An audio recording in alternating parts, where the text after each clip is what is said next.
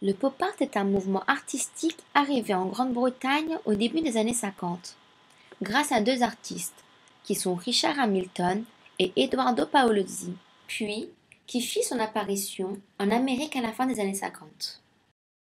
Le pop art représente les objets du quotidien en les déformant, les colorant, les décolorant, les agrandissant et les rétrécissant.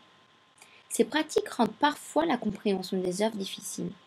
C'est pour cela que les œuvres du pop art ont été considérées comme incongrues. On utilise des images populaires par opposition à la culture élitiste de l'art. Le but du pop art est de donner un nouveau sens à l'œuvre pour la mettre en avant. Le pop art signe la fin du mouvement artistique moderne. Le pop art tire ses origines principalement de la Grande-Bretagne, dans les années 50, mais grandement influencé par la culture américaine de ce temps. Le pop art s'inspire de l'expressionnisme abstrait et du dadaïsme. Les artistes principaux du pop art américain sont Roy Lichtenstein puis Andy Warhol, qui ont marqué le mouvement avec leurs œuvres respectives. O. Al Wright, 1964, Marilyn Bleu, en 1964 également. Les images populaires reflètent souvent la culture populaire américaine, comme Coca-Cola, les boîtes de conserve, cinéma américain et les stars.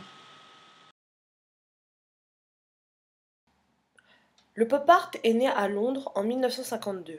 Le groupe précurseur du pop art est l'Independent Group, composé de peintres, sculpteurs, architectes, auteurs et critiques qui voulaient contester les approches modernes de la culture, notamment véhiculées par les beaux-arts. Au départ, le pop art était une question de conviction britannique alimentée par la culture populaire américaine vue d'un œil étranger. Le groupe indépendant a voulu impliquer dans le pop art des figures populaires recueillies dans la publicité, les bandes dessinées, les films, le design, la science-fiction et la technologie. Une des premières œuvres de pop art fut présentée à Paris en 1952 par Edoardo Paolozzi, Punk. Réalisée avec des collages de publicité, bandes dessinées, des couvertures de magazines et divers éléments graphiques de produits de série, représentatifs de la culture américaine. C'est John McCain, en 1954, qui a introduit le terme pop art, culture de masse.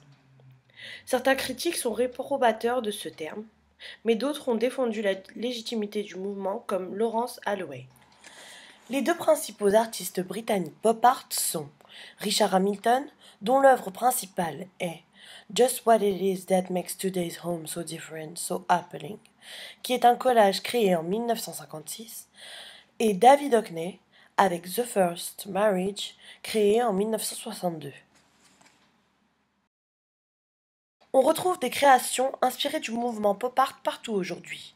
Nous citerons comme exemple les affiches publicitaires de Perrier pour l'été 2012, le graphisme des amours inspiré des travaux de Roy Lichtenstein, l'effet photographique présent sur Mac, inspiré des travaux de Andy Warhol, diverses affiches de cinéma, ou encore l'affiche du président américain Barack Obama utilisée lors de sa campagne présidentielle lors des élections de 2008.